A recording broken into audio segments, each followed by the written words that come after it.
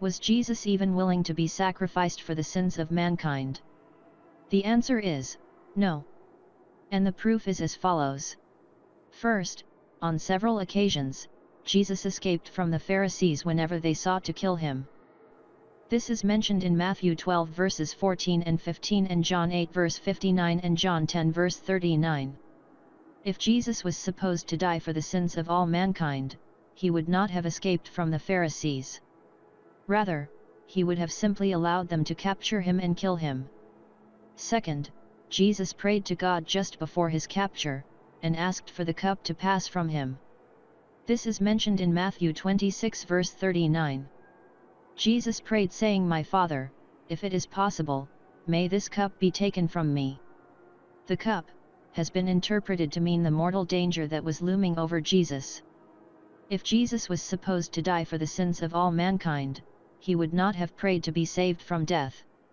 Rather, he would have handed himself over to the Pharisees so they could have him killed. Third, at his trial before the Pharisees, Jesus defended himself and told the Pharisees to check with those who heard him. This account appears in John 18 verses 20 and 21. If Jesus was supposed to die for the sins of all mankind, he would not have defended himself before the Pharisees.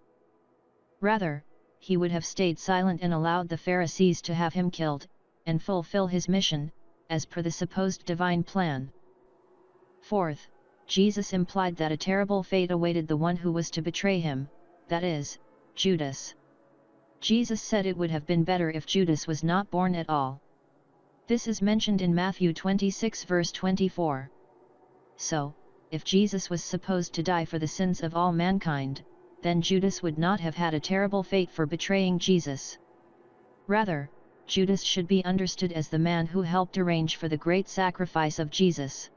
The fact that Jesus warned of great punishment for Judas proves Jesus did not want to be captured and crucified. Fifth, after his resurrection, the risen Jesus does not say anything about his crucifixion being the sacrifice that removed the sin of all mankind. This is the case in all four Gospels. If Jesus really died for the sins of all mankind, he would have not have remained silent about the purpose of his death. He would have told everyone about his sacrifice after his resurrection. In fact, throughout his life, and in all of his sayings, Jesus does not make a single unambiguous statement about him having to die in a sacrifice to take away mankind's sins. If Jesus was indeed supposed to die for the sins of all mankind, he would not have kept silent about it during his sermons. Rather, the theology of the sin sacrifice would have been his central teaching. Thus, we have seen that the things that Jesus did and said are not the actions of someone whose mission it was to be sacrificed for the sins of all mankind.